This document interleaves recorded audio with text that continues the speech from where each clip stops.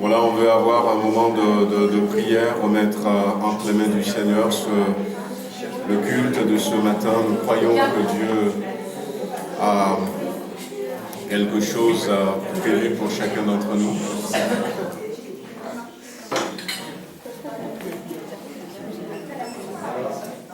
C'est pour le diapo c'est le dernier diapo des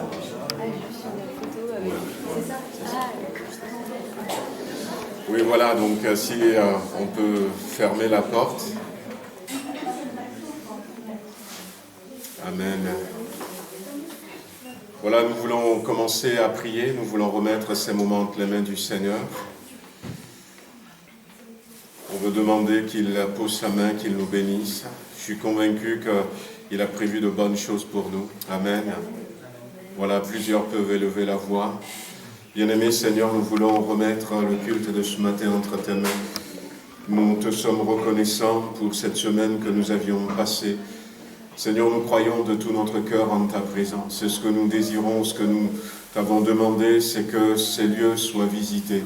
Que l'atmosphère, Seigneur, dans ce lieu soit chargée de ton Esprit Saint.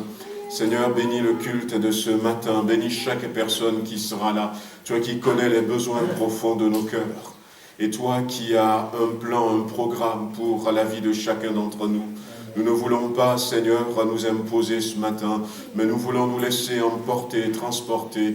Seigneur, merci pour ces cantiques, ces chants qui ont été préparés, Seigneur, avec soin et qui vont nous permettre de pouvoir te louer, t'adorer, tous ensemble ce matin.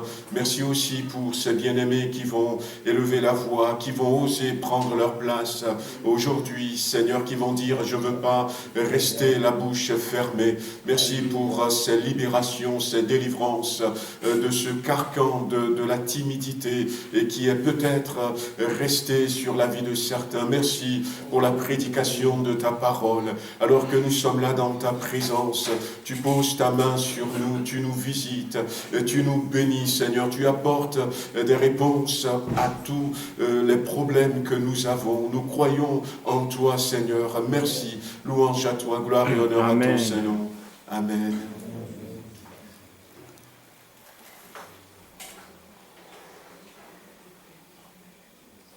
Nous saluons ta présence au milieu de nous ce matin et nous pouvons dire avec assurance que mieux vaut 1 heure dans tes parvis que 1000 autres ailleurs, parce que là, dans ta puissante présence, il peut se passer des choses extraordinaires.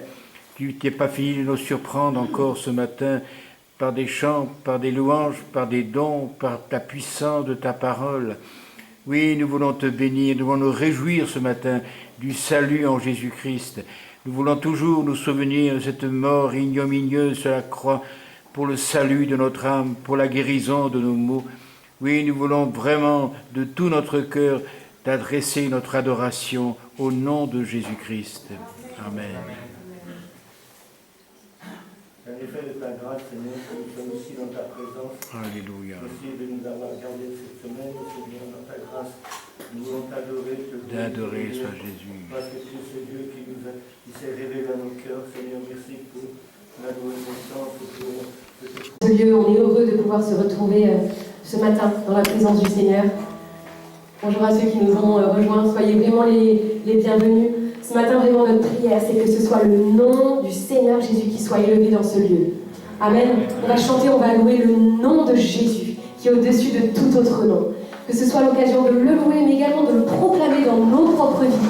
Que ce culte d'adoration, de louange, soit également un culte de victoire pour l'un ou l'autre d'entre nous.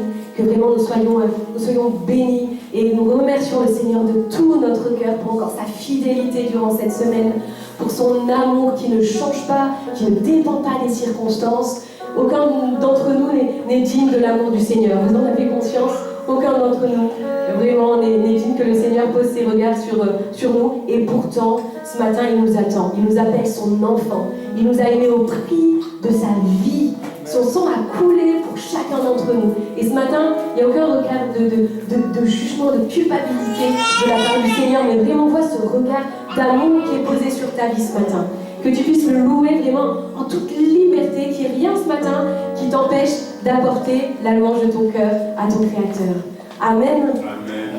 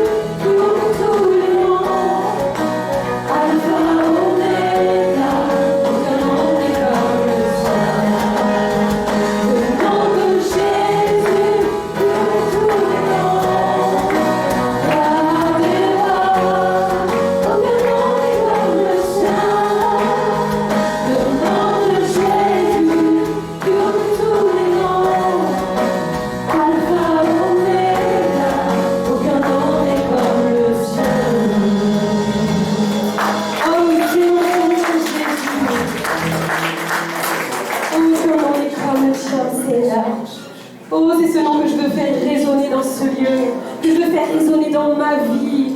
Le nom de Jésus que je veux proclamer ce matin. Le seul digne de louange.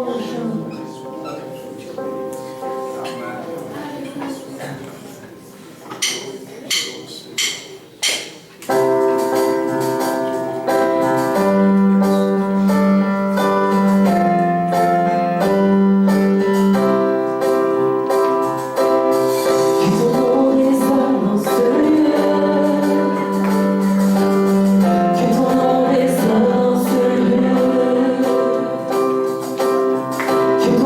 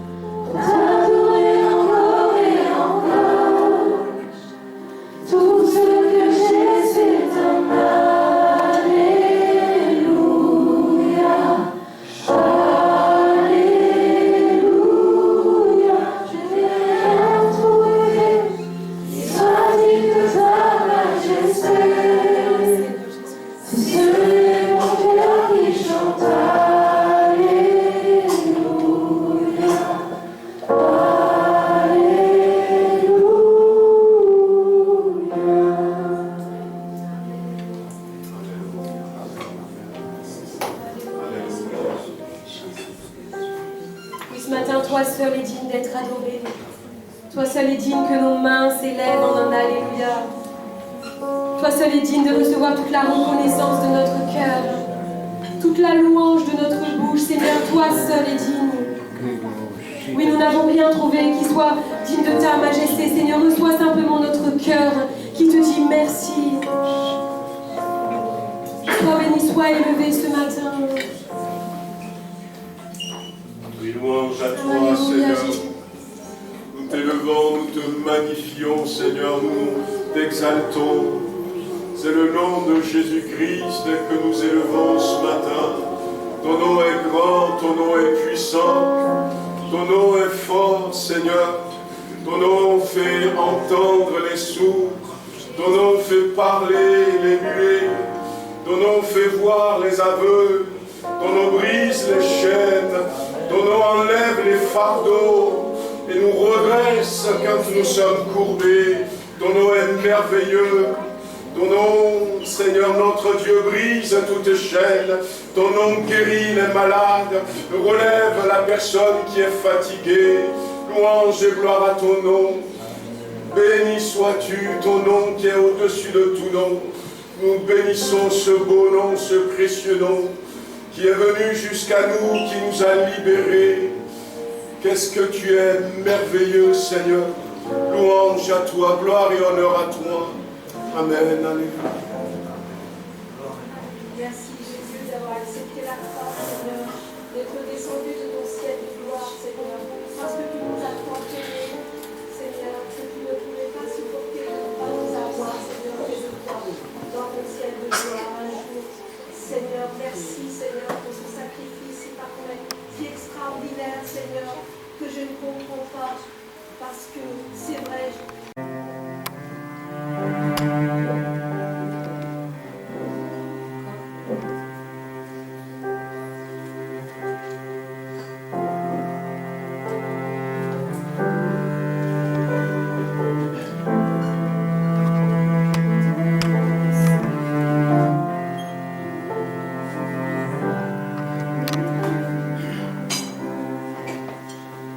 Toi seul est digne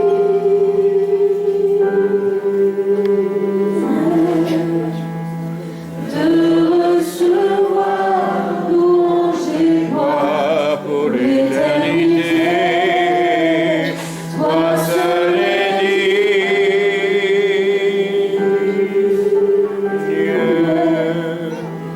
de recevoir louange et gloire pour l'éternité. Toi seul est digne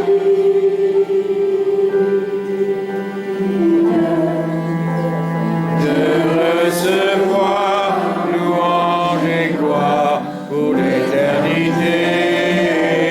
Toi seul est digne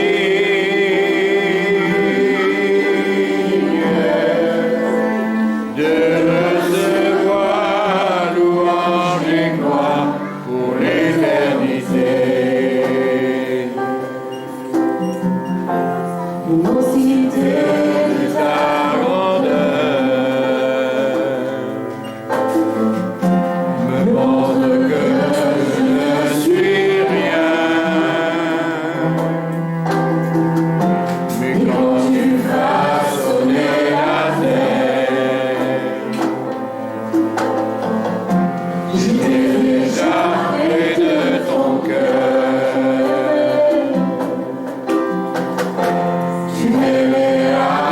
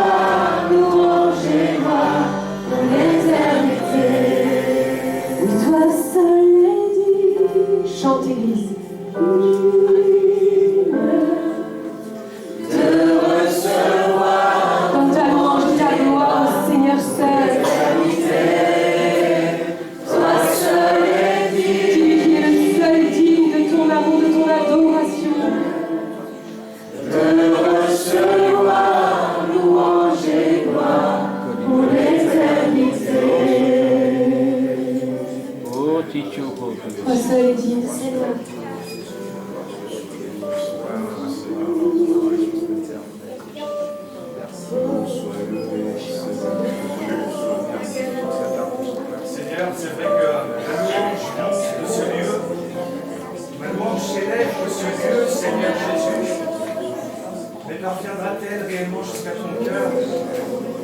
Va-t-elle se frayer un chemin jusqu'à tes oreilles, Seigneur? Quelle sera la réalité spirituelle à cette question? Que se passe-t-il dans ton ciel de gloire alors que nous sommes assemblés dans ce lieu? Seigneur, ta parole nous enseigne. Elle nous dit que tu as placé des êtres de feu autour de ton trône et que ceux-ci sont les garants de l'inviolabilité, de la sainteté de ta personne. Ils se couvrent la face tellement tu es saint, tellement tu es grand et redoutable. Qui suis-je, Seigneur, pour tenir devant toi ce matin? Qui sommes-nous, Seigneur, pour venir? Peut-être dans la contradiction, peut-être encore dans le péché, peut-être dans des choses cachées. Qui sommes-nous pour tenir devant toi, devant une telle sainteté, Seigneur? Je veux élever ton nom. Je veux te demander de venir nous visiter, nous purifier, de venir toucher nos cœurs, nos vies et nos âmes, pour que les petits c'est pas grave de nos existences soient balayés, parce que toute chose aura une conséquence devant le trône de Dieu. Tu nous as prévenus, Seigneur, tu as dit à ton Église, je reviens chercher mon épouse. Mais mon épouse m'attend-elle réellement? Mon épouse n'était pas devenue comme une prostituée aujourd'hui qui vit dans la compromission et qui n'attend plus le retour de son maître. Seigneur, que nos cœurs soient changés, qu'ils soient transformés, et que nous puissions vraiment élever une louange qui soit digne de ton nom. Non plus une louange, Seigneur, du bout des lèvres, non plus quelque chose, Seigneur, qui nous tient éloignés de toi et qui nous accuse, mais quelque chose, Seigneur, qui nous fasse entrer dans ta présence, dans ta sainte présence, dans ta douce présence. Seigneur, viens nous toucher, nous transformer à jamais dans ces temps qui sont les derniers. Viens, Seigneur, à notre rencontre pour que nous puissions t'adorer comme nous devons t'adorer, mon Dieu. Béni sois-tu. Amen. Merci, Seigneur. Alléluia, louange et gloire à notre Seigneur.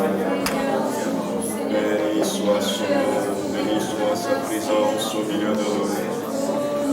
Amen. Plusieurs peuvent élever la voix ce matin pour louer le Seigneur, pour l'adorer. Nous voulons le bénir, le remercier. Il est là présent au milieu de nous et nous ne voulons pas rester dans le silence. Comme nous l'avons chanté tout à l'heure, allez mon âme, loue le Seigneur, élève ta voix. Alléluia, alléluia. Béni sois-tu, Seigneur, louange à toi, gloire et honneur à ton Saint-Nom. Venons ce matin dans l'humilité, Seigneur, pour te dire encore merci pour la croix, merci pour le prix payé, merci pour le sang versé. Amen, alléluia.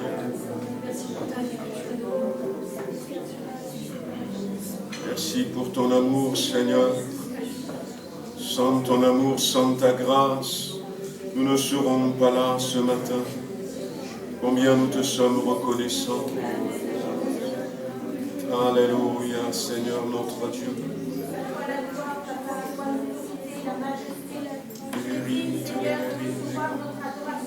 Merci pour Jésus, merci pour ce nom si glorieux, ce nom victorieux. Merci parce qu'à la croix, Seigneur, tu as accompli pour nous. Et nous venons, Seigneur, le Dieu purifié, le cœur brisé, afin d'être restauré, afin d'être justifié, afin d'être élevé à ta gloire, Seigneur. Merci, Papa, pour le Saint-Esprit. Merci pour ta présence qui est en nous, avec nous et sur nous. Merci, Seigneur, parce que tu nous accompagnes chaque jour. Merci parce que ton bras, Seigneur, n'est pas trop court pour s'étendre, Seigneur, et pour nous donner la victoire. À toi la gloire. Amen. Amen. Amen. Alléluia. À toi la gloire, à toi la magnificence. À toi le...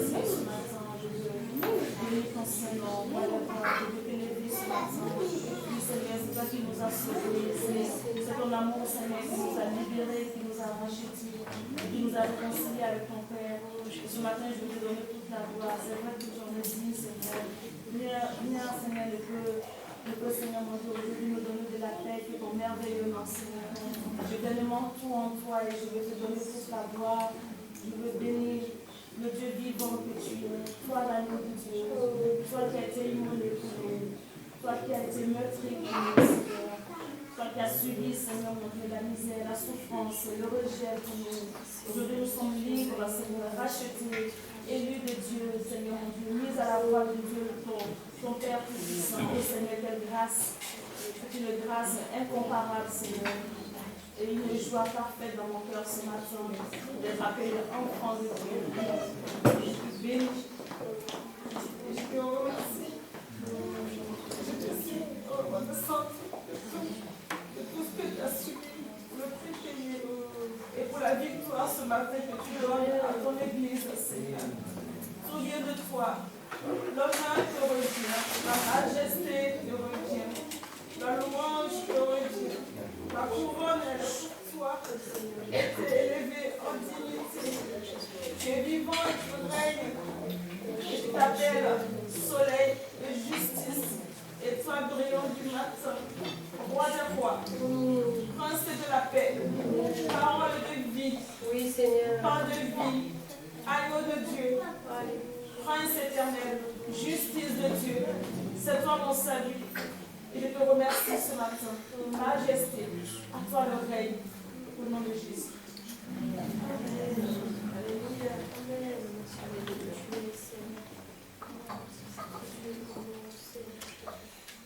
Alléluia. Merci Seigneur pour ce moment que nous partageons. Voilà, je vais demander aux frères qui ont été désignés pour la Sainte Seine. Je voudrais prendre ce passage de la Bible il y en a quelques-uns dans le Nouveau Testament. Il y a Actes chapitre 4, le verset 12. C'est un passage qui va dans le sens de ce que nous avions chanté ce matin. C'est l'apôtre Pierre qui était devant le Sanhédrin, le tribunal religieux, et qui va faire cette belle déclaration: « Il n'y a de salut en aucun autre, car il n'y a sous le ciel aucun autre nom qui ait été donné parmi les hommes, par lequel nous devions être sauvés. » Et c'est bien que dans ces moments où nous allons prendre la Sainte Seine, de se rappeler que Jésus est monté à la croix, il a donné sa vie, il est mort mais il est ressuscité, et pour que nous puissions avoir un nom parmi nous les hommes, aucun autre nom qui ait été donné parmi les hommes, mais sous le ciel, par lequel nous devons être sauvés. Avant d'aller sur la croix, Jésus a montré, comme on disait la dernière fois, qu'il avait toute autorité sur toutes les maladies, toutes sortes de maladies. Il n'y a pas de maladie qui ait résisté à Jésus-Christ. Il avait montré qu'il avait toute autorité sur les démons, il avait toute autorité sur n'importe quelle possession démoniaque, et quel que soit le nombre de ces démons, Jésus avait montré qu'il avait autorité sur les hommes. Dans Luc chapitre 19, il va interpeller un homme qui s'appelait Zachée, va lui dire: « Aujourd'hui, je veux demeurer chez toi. » Et Zachée ne pouvait pas dire non. Quand il a dit à Lévi, suis-moi, Lévi ne pourra pas dire non. Quand il va envoyer même ses disciples en disant: vous allez rencontrer un homme qui a une cruche sur l'épaule, suivez-le, rentrez dans la maison où il va rentrer et dites-lui: le maître demande où est-ce que je vais manger la Pâque. Cet homme ne peut rien dire. Jésus avait toute autorité. Allez dans la ville et vous verrez une ânesse et un âneau attachés, détachez-les, amenez-les, moi. Et quand les disciples vont arriver, ils vont détacher l'ânesse et l'anneau. Les gens vont dire: mais pourquoi vous détachez ces bêtes? Le maître en a besoin. Vous voyez, Jésus avait toute autorité, même comme on disait la dernière fois, sur les éléments transformés. Il pouvait prendre du pain fabriqué par le boulanger et le multiplier pour faire manger ceux qui ont faim, du poisson attrapé, frit, et le multiplier. Il pouvait commander la mer à la tempête. Il a toute autorité, mais notre victoire vient du fait que non seulement Jésus a toute autorité sur ces choses, mais il a surtout autorité sur le péché. il a toute autorité sur le péché. Pendant 33 ans et demi, plus ou moins, Jésus n'a pas commis un seul péché. Et quelque temps avant d'aller à la croix, c'est Pilate qui va dire « Je ne trouve en lui aucun péché ». Et Jésus est allé sur la croix, comme on disait dimanche dernier, aussi et surtout pour nous donner la victoire sur le péché. Et ce matin encore, nous voulons nous souvenir qu'il a toute autorité sur le péché. Et nous ne voulons pas nous voir faibles devant le péché. Nous avons la capacité, à travers le nom de Jésus-Christ, de vaincre et de dominer tout péché. Et c'est pour ça que nous voulons nous rappeler tous les dimanches, quand on le peut, eh bien, cette belle victoire que le Seigneur nous a donnée. Amen. On va se mettre debout pour ceux qui sont baptisés par immersion. Je vais demander à Julie si elle veut bien prier, que le Seigneur bénisse ces moments. Quelle joie, Seigneur, encore d'être réunis en ton nom, de pouvoir t'élever, de pouvoir encore t'adorer, te remercier, Seigneur, pour tout ce que tu fais dans nos vies. Nous voulons aussi nous souvenir, Seigneur, que tu es mort pour nous à la croix, que tu as payé le prix, Seigneur, de nos péchés, Seigneur, mais tu as aussi vaincu la mort. Seigneur, tu as vaincu la maladie, Seigneur, et c'est pour cela que nous pouvons tout apporter, Seigneur, parce que nous savons que tout ce que nous vivons, tu l'as vécu aussi, Seigneur. Tu nous comprends, Seigneur. Et vraiment, Jésus, nous sommes heureux, Seigneur, encore de partager ce repas ensemble, Seigneur. Merci pour ces moments. Merci, Seigneur, pour la victoire à la croix. Merci, Seigneur, pour ta mort. Mais merci pour ta résurrection, Seigneur. Merci parce qu'un jour nos yeux te verront, Seigneur. Et Seigneur, quelle joie, Seigneur. Que ton nom soit encore élevé, glorifié, Père. Amen. Amen. Alléluia. Alléluia.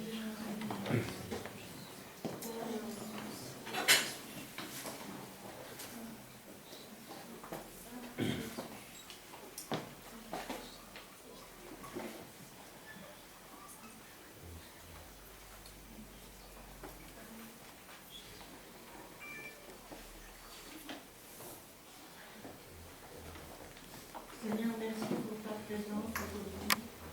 Merci pour ton amour. Merci pour tout ce que tu nous donnes à chaque instant de chaque jour. Tu sais, Seigneur, mes difficultés. Tu sais combien je souffre certaines fois. Parce que tu connais ma vie, toute ma vie. Et je suis attaquée dans tous les domaines de ma vie par cette approche. Il me menace. Il me chasse, Seigneur. Oh Dieu tout-puissant, merci pour ton amour, parce que je n'ai pas de crainte. Tu m'as dit, n'aie pas peur. Attends, sois patient. Les choses sont bonnes, ça remplit. C'est vrai, Seigneur, parce que je t'aime infiniment, infiniment. Et je suis déterminée, Seigneur, à t'aimer jusqu'au bout. Malgré les difficultés, malgré et surtout. Transforme ma fragilité en victoire. Et c'est merveilleux de marcher avec toi tous les jours. Merci, merci Seigneur de tout ce que tu fais pour chacun de nous. Ne craignons pas le temps qui vient. Ne craignons pas le lendemain. Dieu est là, puissant, puissant. Et je le confesse. Je l'aime.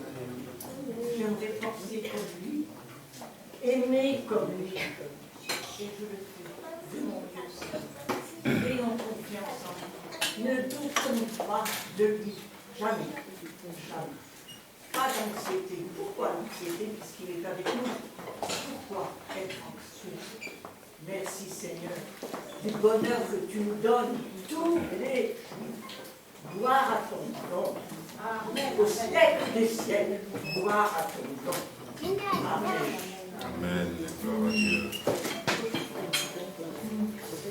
Et l'esprit dans cette atmosphère de prière, de louange, peut-être plus de prière par ce chant qu'on va prendre. On va pouvoir s'abandonner au Seigneur.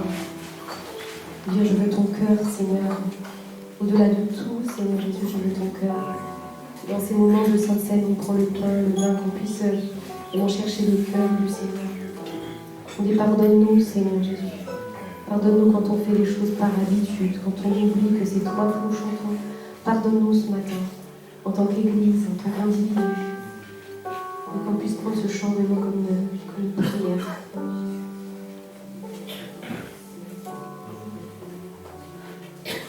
Captivé par ta présence, je désire rester à tes pieds, captivé par ta sainte présence, je veux m'abandonner. Je ne cherche pas ta main,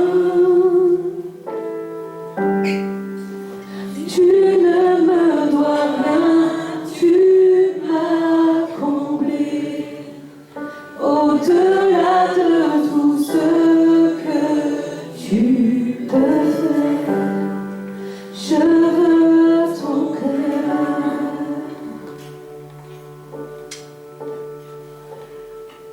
Pardonne-moi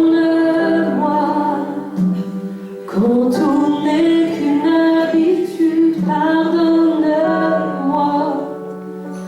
quand j'oublie pour qui je chante. Je veux tout recommencer. J'ouvre à nouveau mon cœur à toi. Pardonne-moi. Pardonne-moi quand je ne pensais qu'à moi seul. Pardonne-moi lorsque toi seul ne suffit pas. Je veux tout recommencer. J'ouvre à nouveau mon cœur à toi. Captivé par ta présence, je désire rester à tes pieds, captivé par ta sainte présence, je veux m'abandonner. Je ne cherche pas ta main, tu ne me dois rien, tu m'as comblé. Au-delà de tout ce que tu peux faire, je veux ton cœur à nous. Pardonne-moi quand tout n'est qu'une habitude. Pardonne-moi quand j'oublie pour qui je chante. Je veux tout recommencer. J'ouvre à nouveau mon cœur à toi.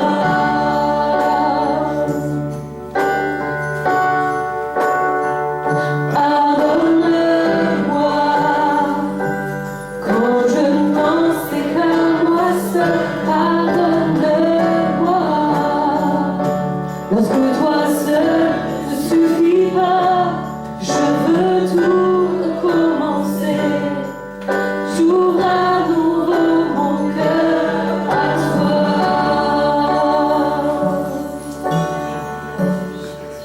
Je veux ton cœur. Rien au monde, et rien au monde ne peut me combler. Je veux ton cœur. Rien au monde, et rien au monde ne peut me combler. Je veux ton cœur. Rien au monde, rien au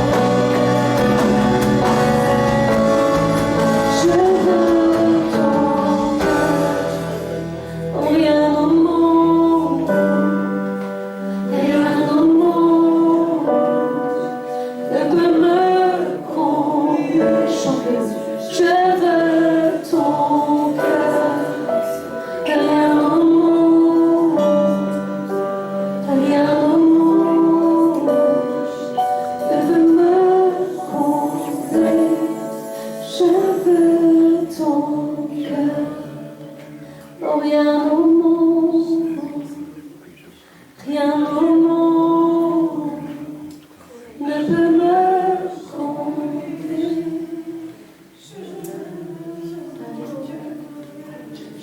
C'est ton cœur que nous pensons. Oh Seigneur, ton cœur, seulement ton cœur. Rien d'autre, Seigneur Jésus, ne peut combler notre cœur que toi, Seigneur. Que ta présence, que ton amour. Et nous voulons tout recommencer. Pour que quelqu'un dise cette prière ce matin, oui, je veux tout recommencer. Crois-le, le Seigneur est avec toi, il va t'aider à tout recommencer.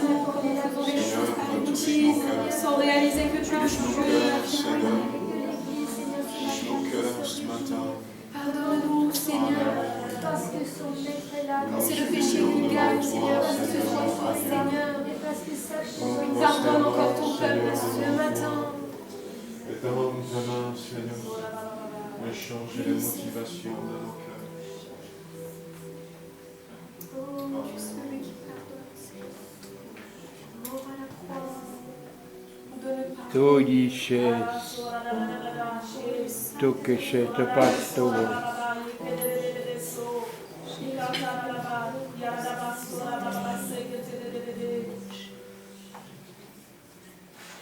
Tu es assoiffé. Tu es assoiffé. Et ce que tu as cherché ne t'a pas satisfait. Ce à quoi tu as cru t'a profondément blessé. Et moi, ce matin, je veux te donner de l'eau. Une eau vive. Je veux te donner à boire. Une source d'eau qui ne tarde pas et qui coule en abondance pour toi. Approche-toi de moi, mon enfant. Approche-toi de moi. On a entendu notre sœur Pélagie, donc je crois qu'elle est de passage. Voilà, toujours Amen, sois béni. Amen. Alors, il doit y avoir peut-être de nouvelles personnes. Il y a des personnes peut-être que je n'ai pas encore vraiment repérées. Donc, mais si vous êtes là pour la première fois, nous sommes heureux de vous avoir. Que le Seigneur vous bénisse. N'hésitez pas à venir auprès de nous pour... N'hésitez pas à venir auprès de nous pour plus de renseignements ou pour vous faire connaître. Amen. Voilà, donc tout à l'heure, on reviendra un peu sur la semaine que nous avions passée, une semaine de jeûne et prière. Donc le thème, c'était « Voici ce que le Seigneur dit, c'est le moment pour toi de mettre de l'ordre dans tes affaires. » Donc on reviendra un peu là-dessus ce matin. Et puis, vous rappelez qu'il y a... Le prochain, c'est l'atelier créatif, hein, c'est ça? Voilà, dimanche 17 septembre. Donc, ceux qui font partie de l'atelier créatif sont au courant. Voilà, elles vont se retrouver, je crois, à midi et demi. comme elles font d'habitude. Et puis le samedi qui va suivre, il y a une rencontre des femmes. Il y a une liste qui est à votre disposition à l'accueil, donc vous pouvez vous inscrire. Ce matin, je n'ai pas vu Marie-Pierre Verlet, mais vous pouvez toujours vous inscrire sur la liste. Et puis, si vous avez besoin de plus de renseignements, Maggie aussi, mon épouse, est à votre disposition. Voilà, qu'est-ce qu'il y a encore sur le diapo? Oui, voilà, je viens de le dire. Je peux passer au prochain. Voilà, le dimanche 24 septembre, on va avoir un temps d'agape à midi. Et puis à 15h, on va pouvoir se retrouver pour une réunion d'évangélisation. Donc c'est le moment, avec enthousiasme, comme ces bien-aimés qui sont là. Voilà, de prier pour ça et d'inviter aussi vos voisins, vos amis. C'est des réunions toutes simples. Voilà, 2-3 chants qui parlent de ce que Jésus-Christ a fait. Et puis, si on a le temps, on écoute un témoignage de ce que Jésus a fait dans une vie. Et derrière, il y a une parole, prière pour les malades. Donc, n'hésitez pas à prier pour ça et puis surtout à inviter des amis à venir. Voilà, donc vous êtes au courant de ce tremblement de terre qui a eu lieu au Maroc. Donc nous, on est en contact aussi avec un pasteur là-bas. Et simplement vous dire qu'au niveau de l'AEP, on est en train de se mobiliser. Donc 2 pasteurs de l'AEP et de la ZEP vont se rendre pour quelques jours à partir de mardi au Maroc pour aller sur le terrain, pour être auprès de ces personnes sinistrées, rencontrer des chrétiens, des pasteurs qui sont peut-être plus sur Rabat. Et puis on va aussi mesurer comment est-ce qu'on pouvait aider, si possible commencer à apporter quelques aides d'urgence. On vous fera parvenir un appel aux dons. Mais le Maroc, vous savez que le Maroc, c'est un pays, ça se dit pas, qui est beaucoup fermé à l'évangile. Beaucoup fermé à l'évangile. Et là-bas, on va même pas pouvoir travailler directement avec les églises. Notre dernier missionnaire a été renvoyé du Maroc il y a quelques années. Ça doit faire peut-être 8, 9, peut-être même 10 ans. Yves Vors avait été renvoyé du Maroc. Et là-bas, seuls les expatriés, seuls les étrangers ont le droit d'avoir une église. Donc, et ces églises qui se trouvent justement dans la Médina, qui a été touchée, c'est beaucoup d'étrangers. Mais une équipe va aller et puis on verra un peu sur le terrain comment est-ce qu'on peut aider. Si vous avez envie d'aider, n'hésitez pas, vous pouvez attendre, mais il faudrait que les aides soient au nom de la ZEP. La ZEP, c'est l'action sociale de l'AEP, parce que l'AEP, c'est cultuel, et nous ne pourrons pas aider directement les églises là-bas, donc c'est pour ça qu'il y a cette précision. Voilà, on s'arrête là, et puis on vous tiendra au courant, mais vous êtes au courant des nouvelles ce matin, c'est 2012 morts, et puis 2059 blessés. Mais vous pouvez suivre les informations au fur et à mesure. Et puis nous aussi, au niveau de l'AEP, on vous tient au courant. Voilà, on va ouvrir la parole de Dieu. On va retourner dans Ézéchiel, dans 2 Rois, chapitre 20. On va retrouver ce passage que nous avions pris cette semaine pour ce temps de jeûne et prière, 2 Rois chapitre 20. On va faire quelques lectures par rapport à ce thème que nous nous sommes fixés. Je vais essayer, comme je fais souvent, de revenir un peu sur 2-3 points que nous avions partagés pendant cette semaine pour que ceux qui ne sont pas là puissent aussi partager avec nous ces moments. Alors donc, 2 Rois, chapitre 20, verset 1er. En ce temps-là, Ézéchias fut malade à la mort. Le prophète Ésaïe, fils d'Amoz, vint auprès de lui et lui dit, ainsi parle l'Éternel, donne tes ordres à ta maison, car tu vas mourir et tu ne vivras pas. Ézéchias tourna son visage contre le mur et fit cette prière à l'Éternel. Ô Éternel, souviens-toi que j'ai marché devant ta face avec fidélité et intégrité de cœur, et que j'ai fait ce qui est bien à tes yeux. Et Ézéchias répandit d'abondantes larmes. La suite nous dit que, on va lire encore le verset suivant, le verset 4. Ésaïe qui était sorti n'était pas encore dans la cour du milieu lorsque la parole de l'Éternel fut adressée en ces termes. Retourne et dis à Ézéchias, chef de mon peuple, ainsi parle l'Éternel, le Dieu de David, ton père. J'ai entendu ta prière, j'ai vu tes larmes, voici je te guérirai. Le 3e jour, tu monteras à la maison de l'Éternel. Amen. Amen. Voilà donc, nous sommes partis sur ce passage de la Bible, surtout cette partie B de ce verset. Alors, il y a plusieurs versions de la Bible. On avait affiché la version qui dit, non seulement donne tes ordres à la maison, mais arrange tes affaires, mets de l'ordre dans tes affaires, parce que tu vas mourir. Et nous disions que c'est le moment, et je crois que ça vient du Seigneur, que nous puissions mettre de l'ordre dans nos affaires, que nous puissions,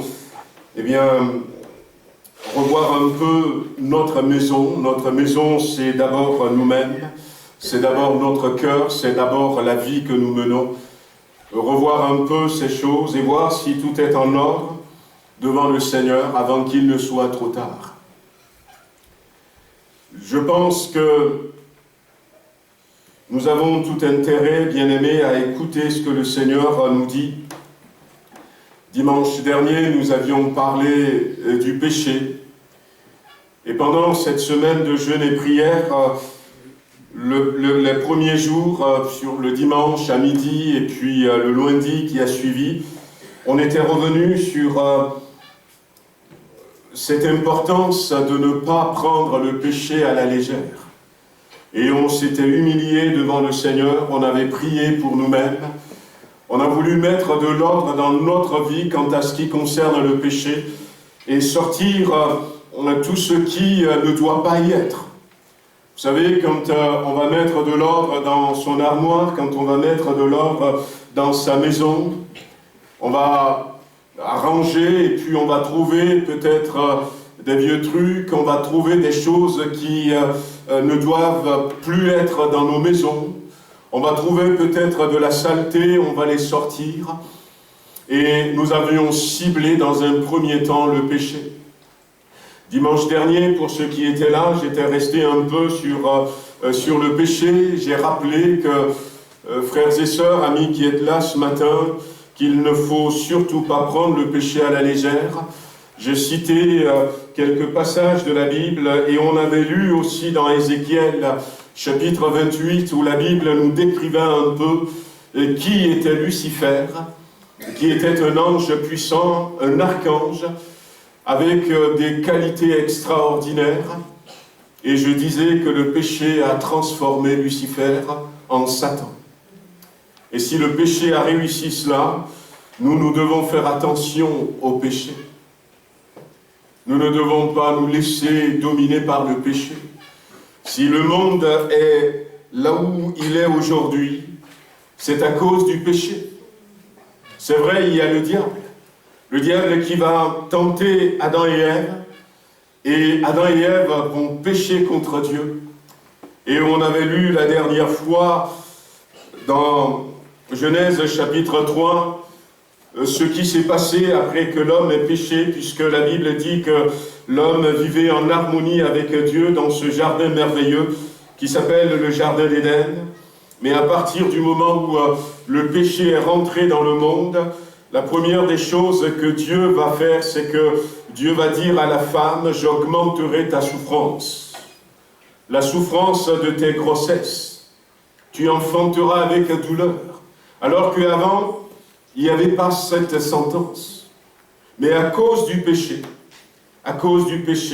tes désirs se porteront vers ton mari, mais il dominera sur toi. Et je disais que le péché va entraîner cette domination de l'homme par l'homme, qui n'a fait qu'augmenter jusqu'à aujourd'hui. Et la Bible dira, toujours dans Genèse chapitre 3, que lorsque Dieu va se tourner vers Adam, au verset 17, il va lui dire, eh bien parce que tu as fait ça, la terre, dans certaines versions c'est marqué le sol sera maudit à cause de toi. Wow.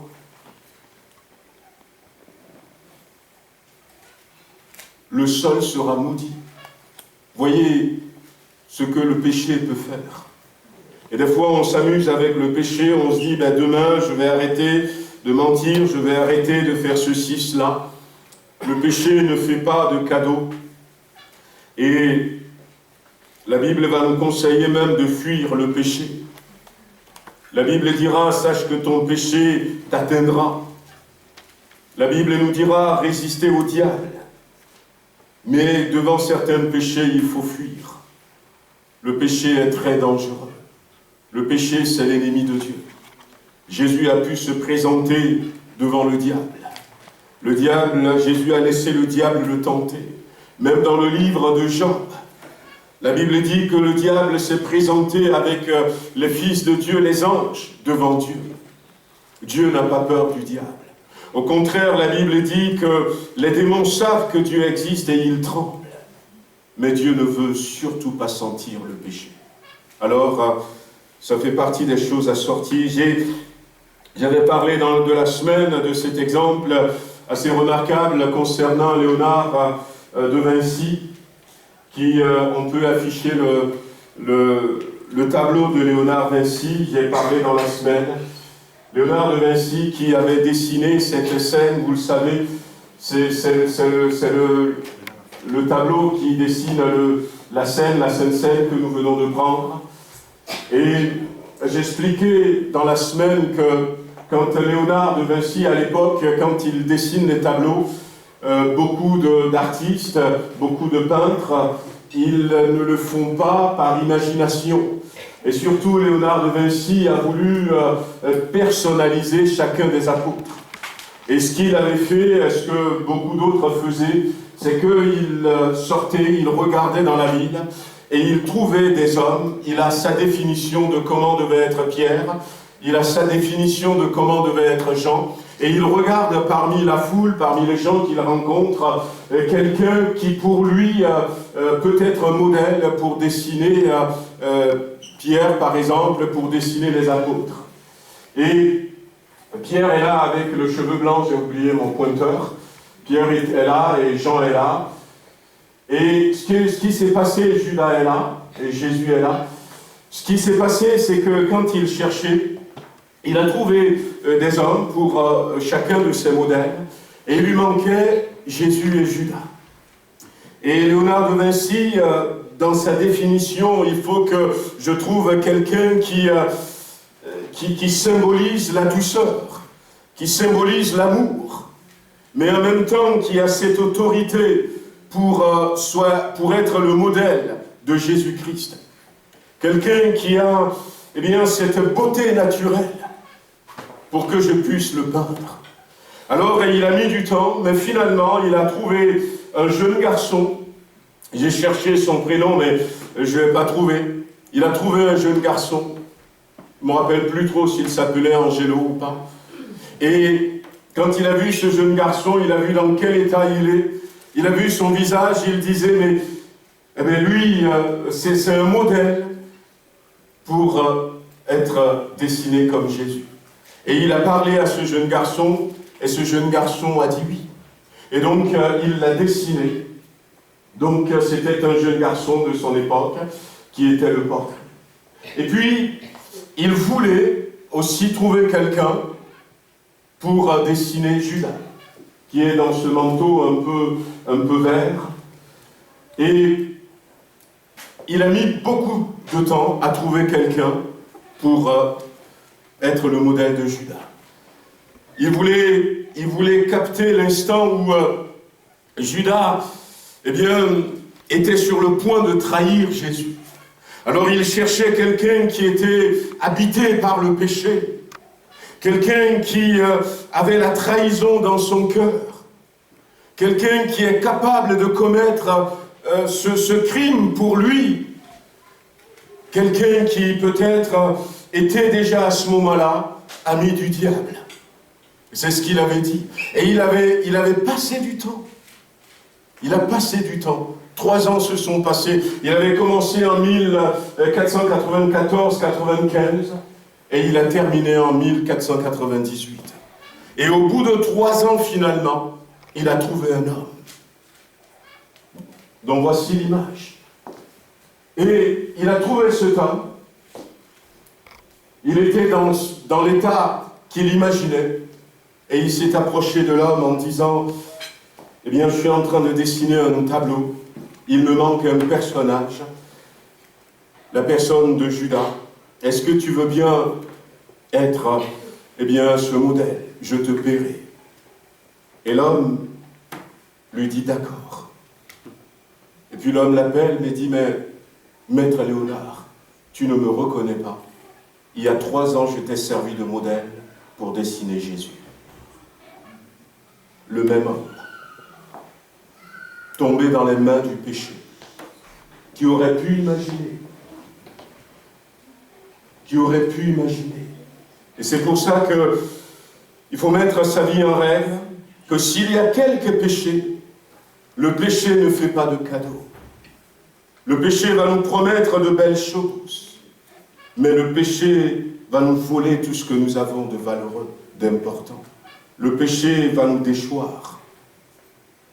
Le péché va nous fermer la porte du ciel. Mais gloire soit rendue à Dieu. Jésus a vaincu le péché. Jésus a vaincu le péché.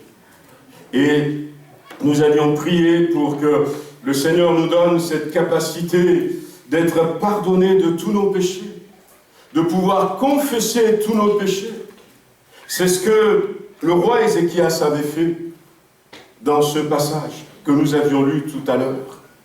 Voyez, la Bible dit que quand Dieu lui avait dit, la première des choses que Ézéchias avait fait, c'est qu'il avait commencé à prier. Il a dit, dans la version Louis II que nous avions lue tout à l'heure, ô Éternel, souviens-toi.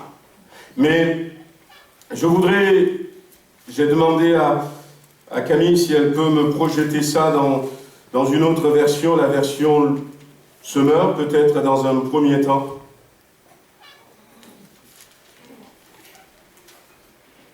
La version Semeur, ce verset que nous avions lu tout à l'heure, le verset 3 de 2 Rois chapitre 20, où Louis II dit ceci simplement, « Ô Éternel, souviens-toi que j'ai marché devant ta face avec fidélité et intégrité. »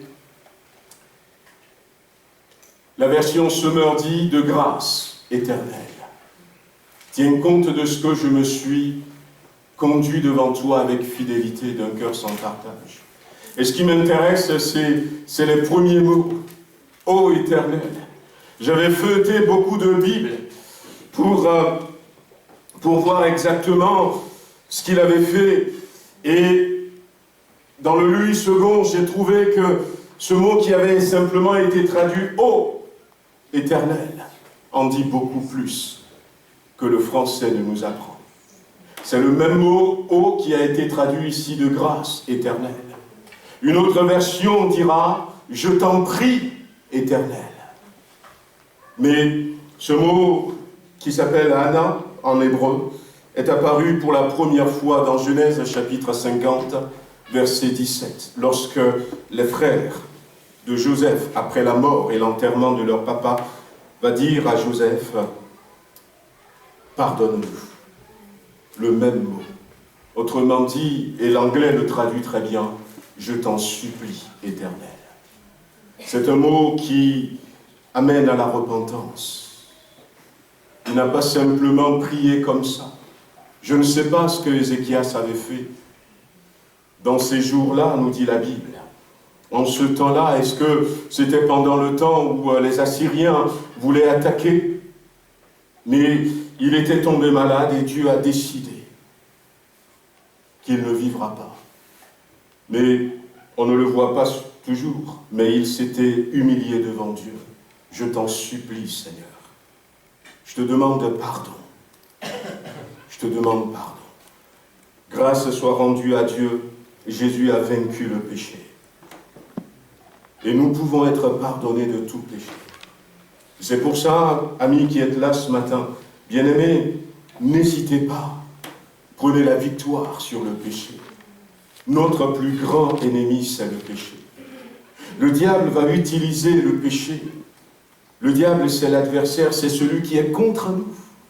Et toute l'histoire des combats que nous menons, toute l'histoire de la séduction du monde, c'est que le diable qui était tombé dans le péché et qui avait été jugé, condamné pour passer son éternité en enfer, ne veut pas y être seul en enfer. Alors il a contaminé ses compagnons. Et il est en train de contaminer des millions, des milliards de personnes pour être avec lui dans l'enfer. L'enfer, ce n'est pas pour ça que nous sommes créés. La volonté de Dieu, c'est que nous soyons au ciel avec lui. Nous l'avons entendu ce matin dans certaines prières, le retrouver dans son ciel de gloire. Alors ce matin, ne laissez pas passer cette occasion. La Bible dit, si nous confessons nos péchés, il est fidèle et juste de nous pardonner.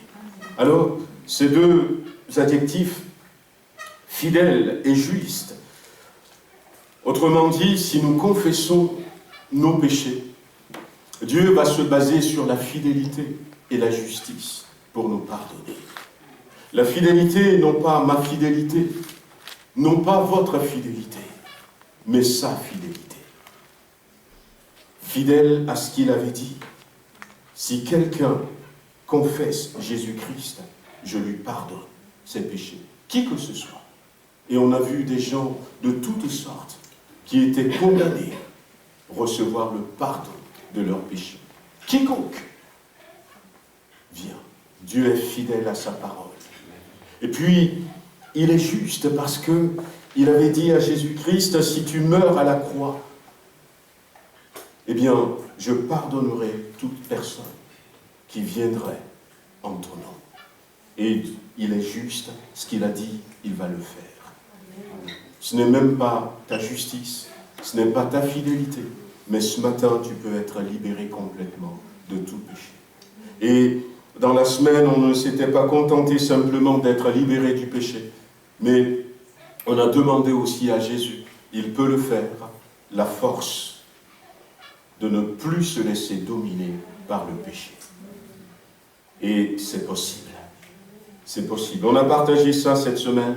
On a pris du temps à la journée de mardi pour prier pour les membres de nos familles qui ne connaissent pas encore le Seigneur. Tout au long, on a prié pour ceux qui étaient dans le besoin, qui étaient dans des difficultés. Et j'aimerais m'arrêter encore sur 2 ou 3 points. On avait passé plus du temps aussi à prier parce qu'on a prié pour la France, on a prié pour notre société, on a prié pour les cités, pour la violence dans la rue, tout ça. Et on avait prié aussi pour nos sœurs. On avait prié pour nos sœurs. Ça faisait partie aussi de ce que le Seigneur avait mis sur mon cœur. On était parti dans l'Ancien Testament, dans le premier livre de Samuel au chapitre 30, une histoire que beaucoup connaissent. David était parti avec les hommes de guerre du village, il a laissé les femmes, il a laissé les enfants, et la Bible dit que les Amalécites étaient venus. Et les Amalécites, la Bible va le dire de cette manière, que quand les Amalécites ont fait une invasion dans le Midi à Tiglag, ils avaient détruit et brûlé Tiglag après avoir fait prisonnier les femmes et tout ce qui se trouvait petits et grands. Et on était resté un peu plus longtemps sur cette phrase, les Amalécites ont fait prisonniers les femmes et tous ceux qui ont suivi. On est remonté dans le livre d'Exode. Les Amalécites, c'est le symbole de ceux qui ne veulent pas que vous soyez libres. Tout ce qui ne veut pas que vous soyez véritablement libres. Galates chapitre 5, verset 1er, la Bible dit, c'est pour la liberté que Christ nous a affranchis. Israël était sorti de l'Égypte, ils sont sortis de l'esclavage. Ils ont commencé à marcher vers la terre promise. Et puis ce jour-là, ce soir-là, Amalek est tombé sur Israël et a commencé à tuer tous ceux qui étaient derrière. Israël n'était pas préparé parce que Amalek ne veut pas qu'Israël soit libre. C'est tout ce qui veut voler ta liberté, ceux qui préfèrent que tu meurs au lieu d'être libre. Libre de la maladie, libre du péché, libre des contraintes de ce monde. Et nous avons prié pour ça. Amalek est venu, il a fait prisonnier les femmes. On avait demandé pardon à Dieu pour ce que nous avions mal fait. Comment se fait-il que David n'avait pas protégé les femmes? Et j'avais profité pour redonner quelques points sur la place stratégique de la femme dans le plan de Dieu. Combien la femme joue un rôle important. Si on me dit, écoute, tu vas soulever ce pupitre sans que rien ne tombe par terre, c'est là ta mission. Mais attends, tu as besoin d'une aide. L'ennemi sait que si il supprime l'aide, eh bien je ne parviendrai jamais à soulever. C'est là la place de la femme. Et on avait parlé de quelques femmes. On avait besoin des femmes, pourquoi? Parce que on veut que la société soit guérie. On veut que notre monde soit guéri. J'avais pas voulu faire de la polémique, mais j'avais dit que l'ennemi vient des fois et puis il propose une certaine liberté qui n'est pas la vraie. Et il vole la vraie liberté. Et on a prié pour que nos femmes retrouvent leur position dans le Seigneur. Nous sommes dans des moments où l'Église est attaquée de toutes parts, que ce soit en Inde, au Manipur, ou encore ailleurs. Cette semaine au Togo, il y a un décret ministériel qui était sorti, on m'avait envoyé une copie, où le ministre des cultes, le ministre de l'Intérieur, dit à partir de maintenant, plus de nouvelles églises. À partir de maintenant, plus de réunions dans les églises ni dans les mosquées en semaine. Le jour de l'adoration des musulmans, c'est vendredi. Le jour de l'adoration des chrétiens, c'est le dimanche. L'Église est attaquée partout. On veut détruire l'Église. Mais nous avons besoin de nos sœurs. Parce que Amalek, vous savez, dans le livre d'Esther, on était resté un peu là-dessus. Celui qui voulait détruire le peuple de Dieu, qui s'appelait Aman, fils d'Amédatha, c'est un Amalécite. Il vient d'Amalek. C'est la même racine. D'ailleurs, Dieu l'a dit qu'il y aura guerre de l'Éternel contre Amalek de génération en génération. Et heureusement qu'à ce moment-là, les femmes n'étaient pas prisonnières. En tout cas, la femme n'était pas prisonnière. Esther s'était levée avec l'aide de Mardochée et grâce à la femme. Et si nous voulons retrouver la liberté, si nous voulons véritablement un réveil dans nos églises, il faut que la femme retrouve sa position. On a parlé de ça, on a prié de ça. Et puis on a prié aussi pour notre assemblée, on a prié pour notre église. On s'était basé sur Matthieu chapitre 16, le verset 18 où Jésus va dire « Je bâtirai mon église ». On a considéré l'église en tant que nous, mais on a considéré aussi l'église en tant que rassemblement, en tant qu'assemblée, notre local. Et la première prière que nous avions faite, nous voulons que notre église, l'architecte, soit Jésus-Christ. Parce que dans ce verset de Matthieu 16, verset 18, il est clair que Jésus, quand c'est lui qui bâtit l'Église, les portes du séjour de l'enfer ne l'emporteront pas sur l'Église. Quand c'est Jésus qui bâtit notre vie, quand c'est Jésus qui est l'architecte de notre vie, les portes du séjour de l'enfer ne peuvent l'emporter sur notre vie. Alors on a prié, on a demandé au Seigneur d'être l'architecte de notre assemblée. On a prié aussi, on a dit que ce que nous voulons, c'est que cette Église, cette assemblée, soit une habitation pour Dieu. Dieu est partout.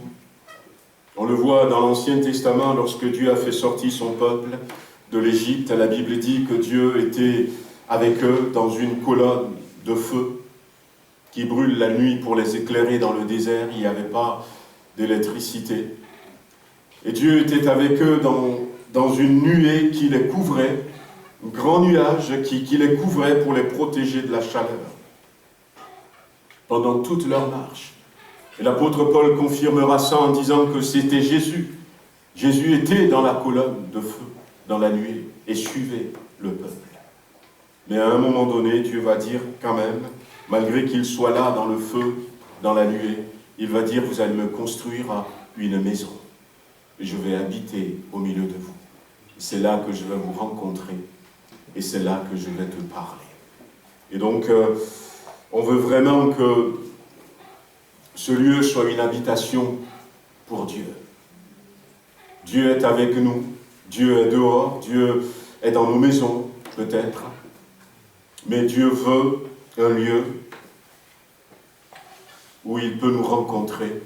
Et le dimanche, c'est ce moment de rencontre. Dieu veut un endroit où il peut nous parler. Oh, il nous dira des choses ailleurs. Mais il veut un endroit où, ensemble, comme ça, il peut nous parler.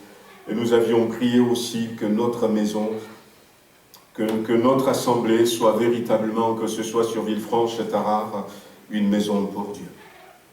Une maison pour Dieu. Et pour ça, nous avions demandé aussi pardon à Dieu en disant, rends-nous conscients que nous venons dans ta maison. Rends-nous conscients. Je racontais que quand on était en vacances aux États-Unis, à Times Square, quand on voyait, je ne sais pas combien de personnes il y avait, mais un dimanche, on devait aller garer la voiture. Le temps d'arriver, l'église était pleine. L'église était pleine. Et c'est l'église des 3 niveaux. Je ne sais pas combien ils sont. Ils doivent être peut-être par séance 3000, 4000, 5000, je ne sais pas. Je n'ai pas demandé. Mais les 3 niveaux. Et quand on voulait aller, ils nous ont dit, l'église, elle est pleine. Il faut aller dans l'autre immeuble à côté. Et vous allez suivre sur un écran de télé. Alors ma cousine qui était avec moi ne voulait pas. Elle a dit, on va attendre un peu. C'était le moment de louange. Tout le monde était quasiment debout. On va attendre un peu quand la louange va se terminer. Si les gens s'asseyent, peut-être qu'il y aura une place libre quelque part. Et le service d'accueil était d'accord. Mais quand on arrive dans cette église, quand on arrive un peu à l'avant, et puis on se met devant, quand on voit les gens venir, on se dit, mais où vont-elles, ces personnes? C'est des gens qui sont dans la joie, c'est des gens qui sont pressés, c'est des gens qui sont bien, c'est des gens qui montrent qu'ils vont à un rendez-vous important. Ils ne veulent pas perdre de temps, ils ne veulent pas se laisser distraire, ils ne marchaient pas comme quelqu'un qui est forcé, mais il y avait de l'enthousiasme. On les regarde comme ça, le simple fait de les voir aller à l'église. Et puis le nombre qu'ils sont. Quelqu'un dira, mais où vont-ils comme ça? Avec des sourires aux lèvres, avec la joie, avec cette lumière qui brille. Et ça pourrait peut-être attirer quelqu'un. Parce qu'ils savent là où ils vont. Ils vont dans la maison de Dieu. Ils vont rencontrer leur Dieu. Ils vont chanter des louanges pour Jésus. Ils vont aller adorer le Dieu vrai, le Dieu véritable. Ça passe par là, frères et sœurs, de se rendre compte que ici, c'est la maison de Dieu. Et puis nous avions prié aussi pour que le Saint-Esprit soit là, que l'atmosphère de ces lieux soit visitée par le Saint-Esprit. Et nous avons demandé au Seigneur de poser sa main sur chacun d'entre nous. Après, nous avons prié effectivement pour des besoins beaucoup plus personnels. Nous avons prié pour nos pasteurs, nous avons prié pour les frères et sœurs, pour les services de l'Église. Mais, voyez-vous, si nous revenons dans ce verset où Dieu va dire « Mets de l'ordre dans tes affaires, mets de l'ordre dans ta maison ». Ce que Dieu attendait du roi Ézéchias, ce n'est pas que le roi Ézéchias meure. Ézéchias avait compris. La Bible dit qu'il avait tourné le visage contre le mur. Il ne veut pas être distrait. Il avait compris que c'est important. C'était le prophète Ésaïe qui était venu. D'ailleurs, ce qui est raconté là est raconté aussi dans Ésaïe chapitre 38. Le prophète Ésaïe qui était venu. Ce prophète qui a été le porte-parole de Dieu devant l'invasion assyrienne. Et ce que le Seigneur a dit par ce prophète s'était accompli. Et l'Assyrie n'avait pas réussi à attaquer Israël, Juda. Et là, eh bien, c'est le même prophète qui est venu. Il a compris que c'est sérieux. Il a compris que ça peut être à la fin, à tout moment. Et je pense que ce que le Seigneur veut pour nous, ces derniers temps, en tout cas à partir de cette rentrée, c'est que nous puissions comprendre l'urgence du temps dans lequel nous sommes. À 2 reprises, frères et sœurs, le Seigneur avait mis sur mon cœur une parole. La première fois, c'était comme le Seigneur me parle, souvent dans un rêve. Et le Seigneur me dit ceci, alors que je priais pour cette année: attends-toi à ce que les choses ne se passent pas comme tu l'as imaginé. Attendez-vous à ce que les choses ne se passent pas comme vous l'avez pensé. Alors j'ai dit: mais Seigneur, qu'est-ce que tu veux dire? Qu'est-ce que tu veux dire? Ça fait déjà presque 2 semaines qu'il a mis cette parole. Et c'est vrai qu'à la veille de chaque dimanche, je passe encore du temps et je dis: mais Seigneur, qu'est-ce que tu veux? Ce dimanche, je vais rappeler un peu ce point, mais j'attends toujours ce que tu veux dire par cette phrase que tu m'as dit. Et quand j'avais dit ça dans la prière, le Seigneur revient cette nuit et me dit la même chose encore. Peut-être qu'il me donnera l'explication. Mais c'est un avertissement.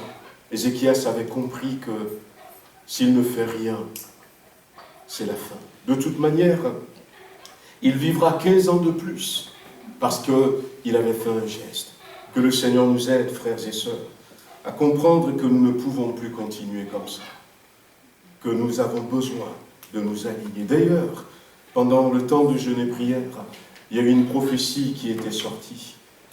Et la personne qui l'avait apportée, la sœur qui l'avait apportée, il disait de la part du Seigneur: ce que j'attends de vous, c'est l'obéissance. C'est l'obéissance. De ne pas être des auditeurs oublieux. C'est l'obéissance. Vous savez, des fois, quand le Seigneur parle comme ça, ce n'est pas qu'il est contre nous. Pas du tout. C'est parce qu'il veut notre bien.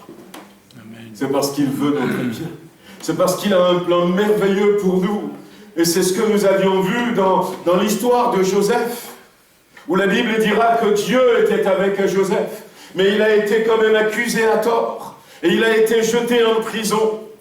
Et puis en prison, finalement, alors qu'il commence à remonter un peu, il y avait ces 2 hommes qui étaient là, le chef des échansons et le chef des panetiers de Pharaon.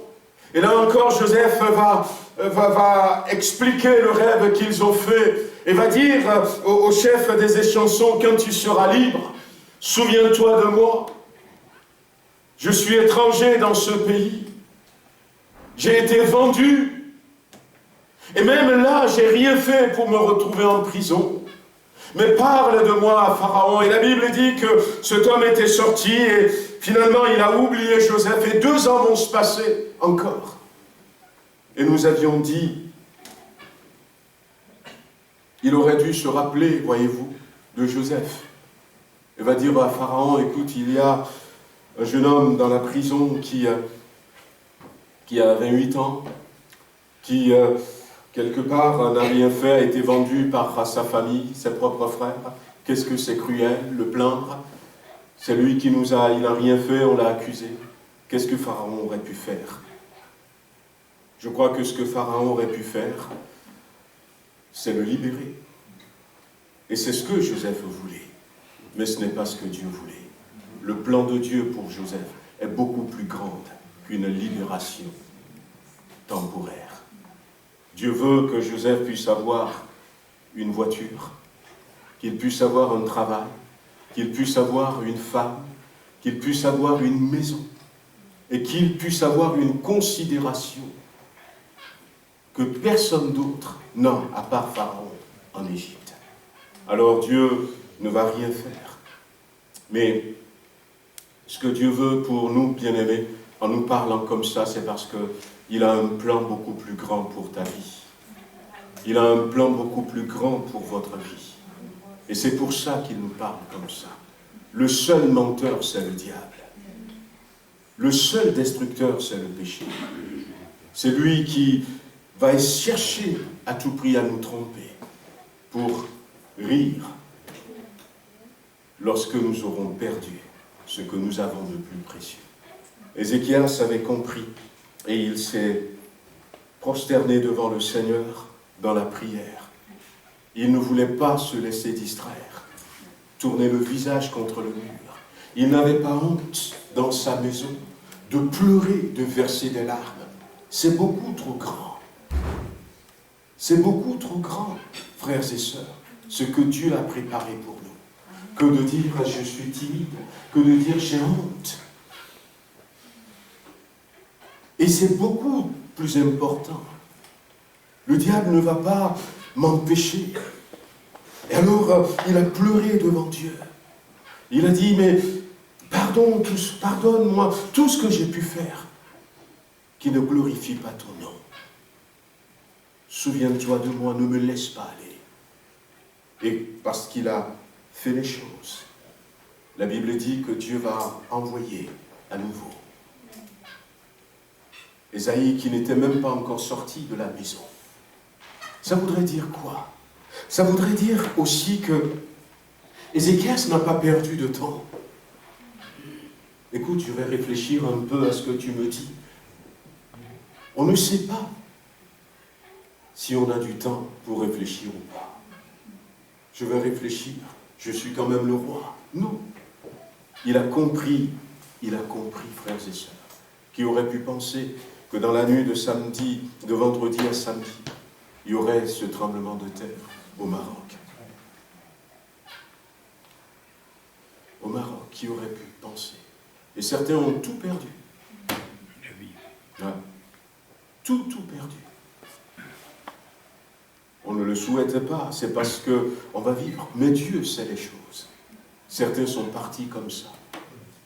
Ce matin, j'avais reçu une photo de la fosse commune qui avait été creusée pour mettre les corps. Oui. On ne sait pas ce qui pourrait arriver, frères et sœurs. Mais ce matin, on veut, ensemble, pour ceux qui n'étaient pas là, baisser les têtes et puis prier encore quelques instants. Dieu a quelque chose de beau pour nous. Ne pensons pas que le plan de Dieu se limite à cette terre. Pas du tout. On a décortiqué ces choses pendant la semaine. Mais l'essentiel, eh bien, ce matin, c'est faire comme Ézéchias. Je t'en supplie, Éternel. Je t'en supplie, Éternel. Je veux mettre de l'ordre. Il y a des choses que nous pouvons décider de faire à partir de maintenant même.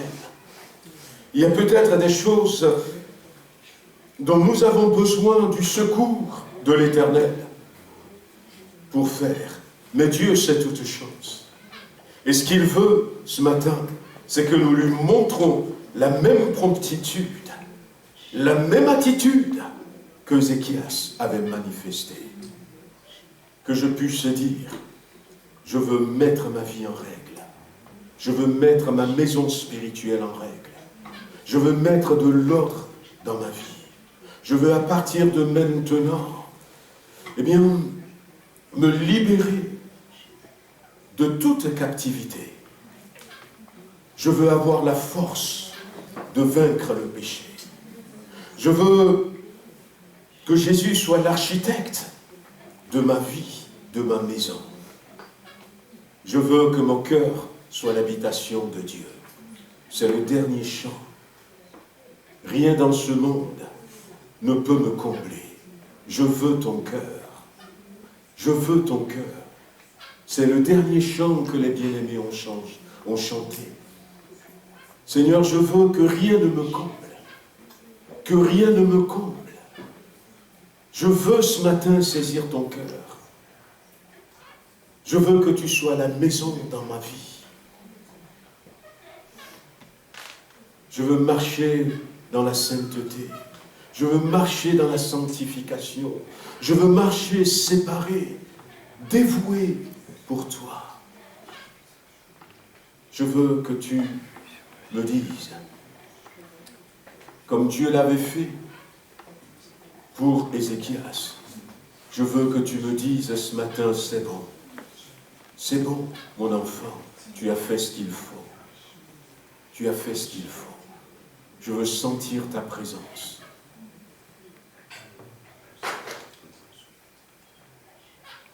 Nous avons les têtes baissées. Saisissez cette occasion, frères et sœurs, et parlez avec le Seigneur. Dites-le lui, vous nous avez entendus, si vous n'êtes pas habitués. Parlez à Dieu ce matin. Plusieurs ont élevé la voix.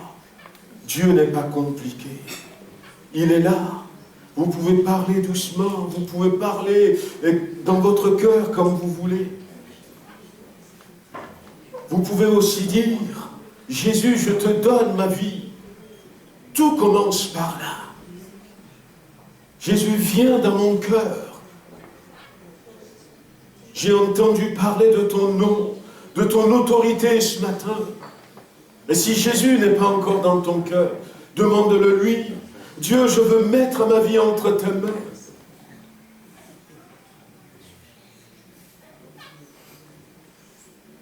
Je ne veux pas être esclave d'Amalek.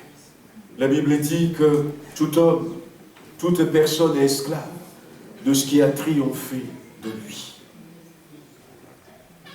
Que seul Jésus soit le maître de ta vie. Que seul Jésus soit le maître de ta vie.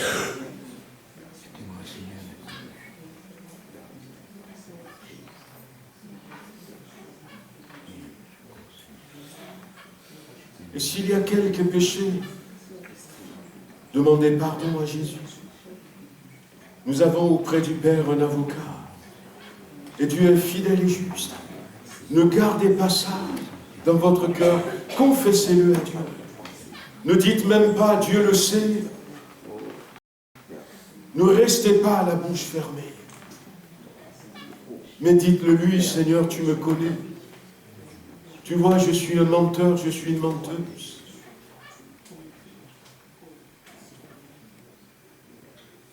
Tu vois dans quel état se trouve mon cœur. Pardonne-moi.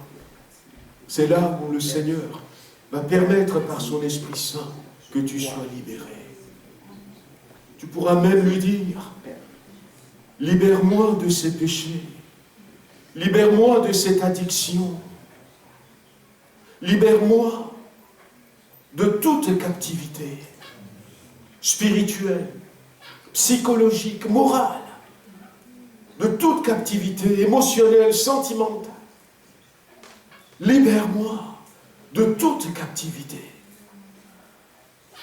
et donne-moi la force de mener une vie qui te plaise. Demande-le lui ce matin, amis qui êtes là, frères et sœurs. Dis-lui que tu comprends qu'il a un plan pour ta vie.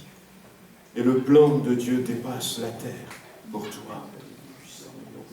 Peu importe ce que tu as vécu jusqu'à présent, ne te laisse pas tromper par l'ennemi. Si tu le fais avec sincérité ce matin, Dieu est capable de te restaurer complètement, entièrement. Même si c'est la première fois, il est capable. Purifie ton Église dans le sang de Jésus. Alléluia. Il est capable ce matin de te visiter. Il est capable ce matin de te laver avec son sang. Il est capable ce matin de te pardonner tout péché.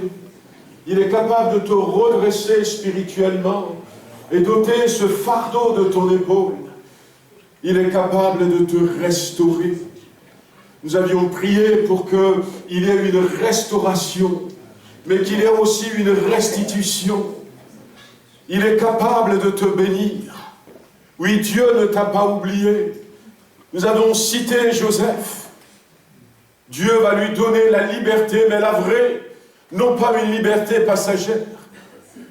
Dieu permettra qu'il puisse avoir une femme et tout ce dont il avait besoin. Il est capable de tout restaurer, tout ce que l'ennemi t'a volé, de te le restituer.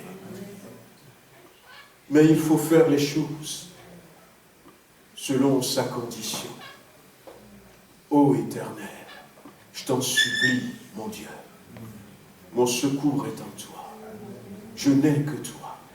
Je viens à toi ce matin. Il est capable de te restaurer dans ta santé et de te guérir complètement de cette maladie. Même si, eh bien, il y a des moyens humains. Lui, il est capable de te faire ce miracle pour toi. Mais la balle est dans ton camp. Amen. On va se mettre debout tous ensemble et j'aimerais que nous puissions tous ensemble, pour terminer, lever la voix pour remercier le Seigneur.